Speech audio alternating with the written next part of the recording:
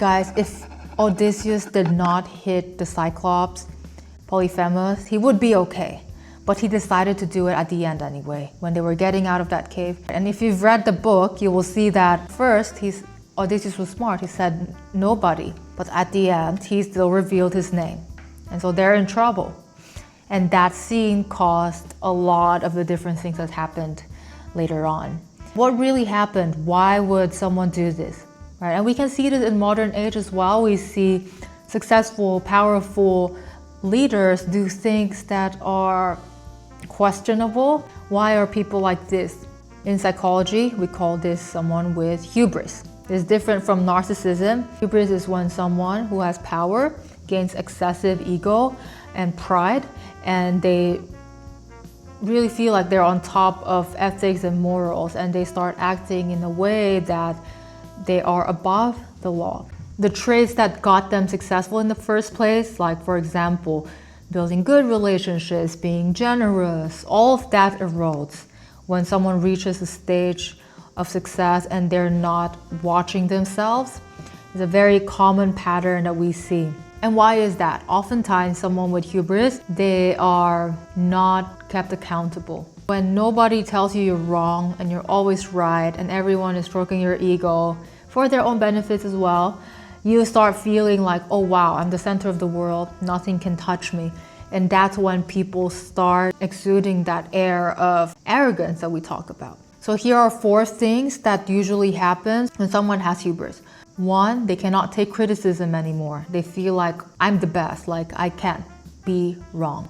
Like I'm just the best person and everything that I do is right. So if someone tries to criticize them, they won't listen. Number 2, you will notice that things around them starts falling apart if you look at it at a long enough time scale, because people are not checking the details anymore. They're too scared to say the truth, and what happens is this circle of incompetence. Number 3, omnipotence. They feel like the world is their stage and they're there to perform for people and to show off even more, and they just feel like everything does not matter anymore. It's like all about power, it's all about showing off. And number 4, recklessness and impulsivity. Someone with hubris would start just doing things because they feel like they can't be wrong anyway, and so all the impulse feelings that they have get turned into actual behaviors, and that becomes very dangerous for the people around them.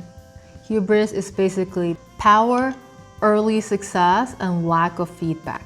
So what's the difference between hubris and narcissism?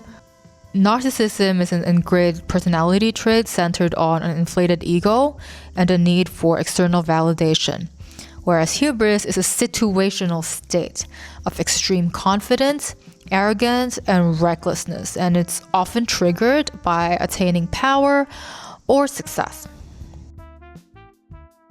When someone is in a state of hubris, they can still snap out of it when something tragic happens to them, like Odysseus. Like when nature and people around you starts collapsing, you start waking up, right? And you start feeling like, oh, I'm not that powerful anymore, or I don't actually control things, or I've been a douchebag. There will be some awakening right there, very different from narcissism.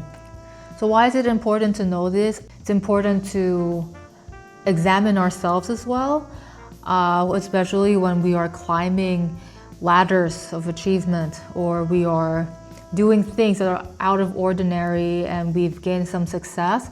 It's important to check our own egos and not fall into the trap of hubris, because patterns show that the end result is not often good, because you start losing judgment, become very impulsive, nothing matters anymore, and things will start collapsing around you. And beyond the personal level, it's also important to know what hubris is when we are interacting with people who has it, right? We now know that they are in that state and that they can do things that will be harmful to us. So we know that data, and it's up to us now what we're going to do about it. Make sure to click subscribe for more content related to psychology, and I'll see you in the next video.